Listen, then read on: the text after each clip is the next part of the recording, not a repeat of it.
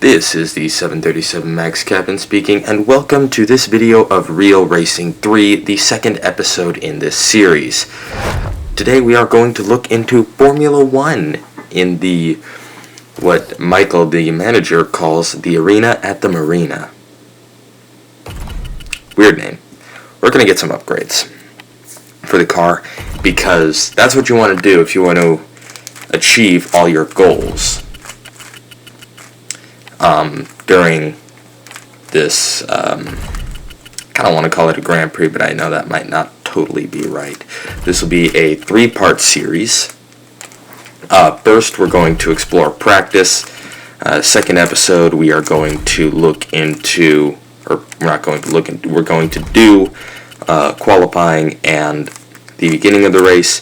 And episode 3 will just be the last 4 or 5 laps of the race.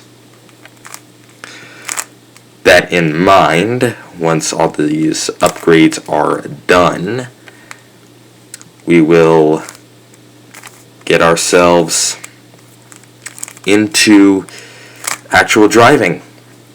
And if you haven't seen any other of my Real Racing 3 videos, you'll know that it's kind of exciting. So let's just get started. We have our competitors there, and Cubis is up at the top. I don't believe it. Alright, so there's green lights and we're off. One thing you'd notice is that in real life, the races are usually started by turning the lights off instead of going green. I think the developer should really fix that, because when you think of it that way, it kind of begins to hurt the realism of the game, if you know what I mean. Anyway, we are just about to begin our what's called an installment lap. First practice, just to sort of get a feel for the car, track, setup, see what needs to be changed and improved. At least that's how other games such as F1 2009 work. I play that game.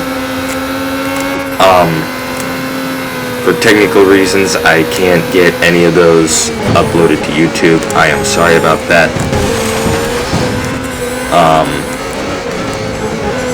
But anyway, that is a good game.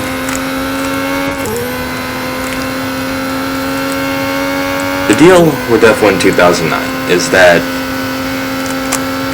what you usually want to take practice for is not only getting to learn the racetrack, but learning the car and adjusting the car around that track. This game, you don't do that. You can only upgrade the car, which I'd say is not quite the same as tuning, because a well-tuned car is much better than a more powerful one, in my opinion. Because what you really gotta get customized with these different tracks, like, I'm just gonna pull 2 out of the air. Monaco and Silverstone require 2 entirely different setups. If you take the car used in Monaco and then you try to drive that on Silverstone without changing it, no upgrading, no tuning, it's going to drive pretty poorly. But once you fine-tune and tailor the car to Silverstone, you're going to have much better lap times. It's going to be a lot easier to drive the car, and that's kind of what practice is all about. What's our position? Okay, a lot of people might confuse this, but during these practice races, position is not important, it's not referenced, it's not mentioned. It just doesn't matter in qualifying, free practice 1, 2, and 3. The race it will. And unfortunately, due to technical difficulties, I lost most of the footage from the race. I am sorry about that. But I'd say if you want to watch most of the race, just consider getting the game. It's pretty fun.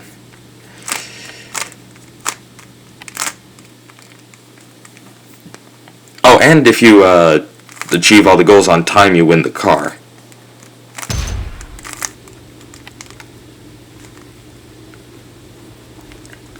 Anyway, we are going to move on to the next goal.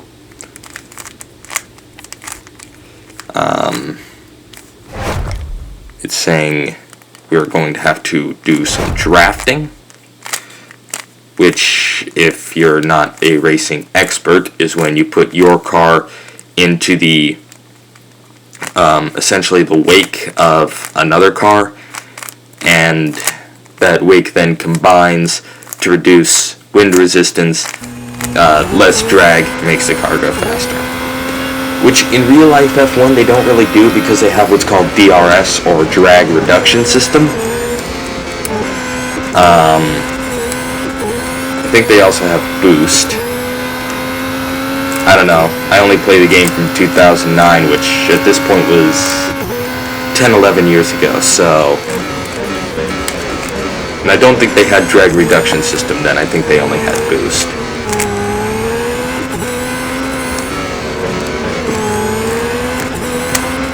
Anyway, we're going to get behind and draft Vettel, however you pronounce his name. We're going to try to draft him as long as possible. And, sorry about any background noise.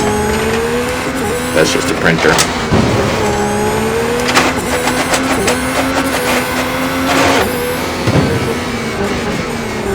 Anyway,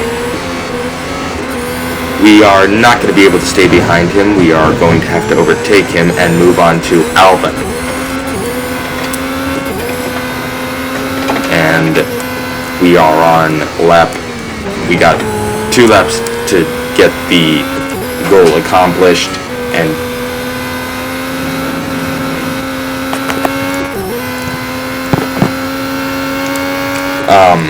sorry, lost train of thought there.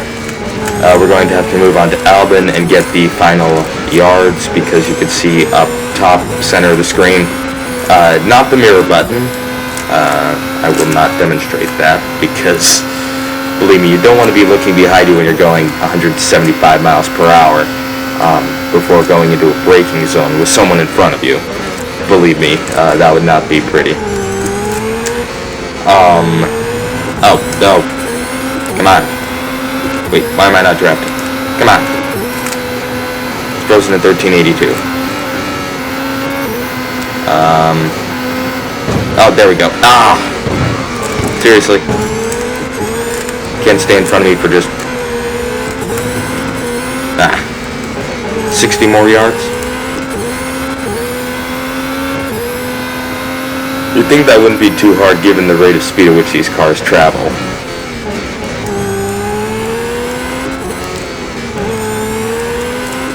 We got Verstappen, however you pronounce that. Let me know if I'm pronouncing their names wrong.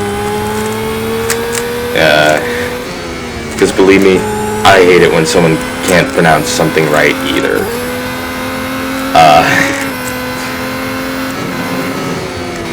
I think it would be kind of weird if I actually looked it up, so if you're from these places, you know how these names are pronounced. If you know how these names are pronounced, tell me. Just don't send me mixed signals. Alright, we have got the 1640, and we could go back to the garage.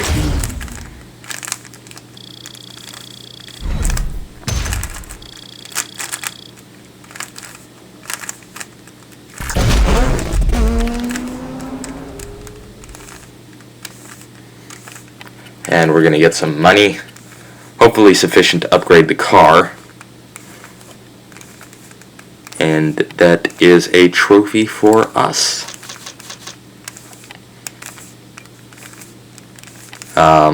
Upgrades.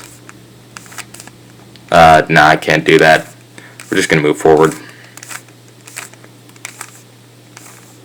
Let's see. Once it loads. No, don't want any offers.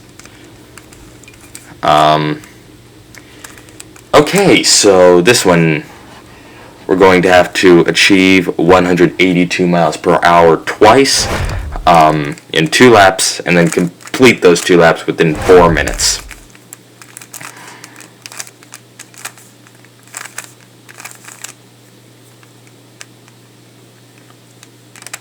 So going out of the garage, completing outlap, and we are going.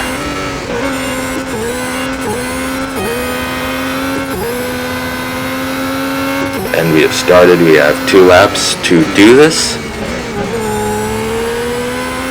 which should hopefully be plenty of time.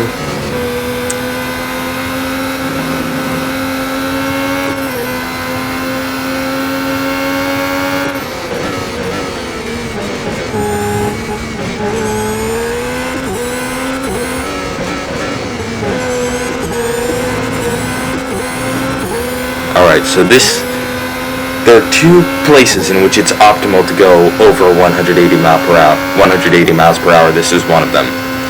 There's 182, and we are going to peak at, I counted 188. If you saw it momentarily go to 189, then you saw it momentarily go to 189. This is another one of those fast straightaways. Maybe we could get 180 again here. 170. Ooh, I don't think, it says I got it, but I don't think that was close enough. I saw it go to 181 and then immediately decelerate. I don't think that held steady at 180.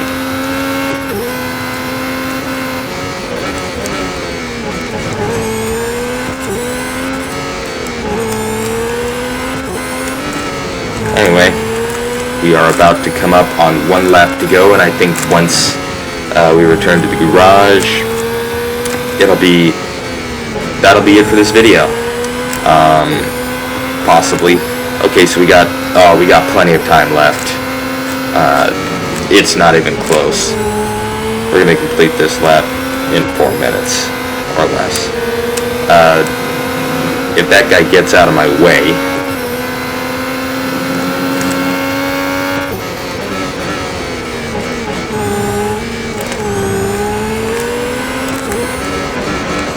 So with that, we are going down. We have 1 minute 50 seconds left, and we are on that straightaway again. Let's see where we top out.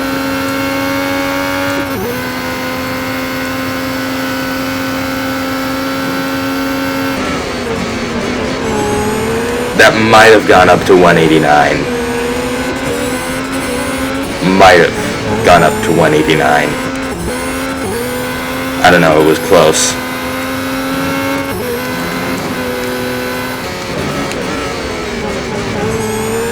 Anyway, getting close to the end of this video. If you've seen any of my other creations, give thumbs up and subscribe.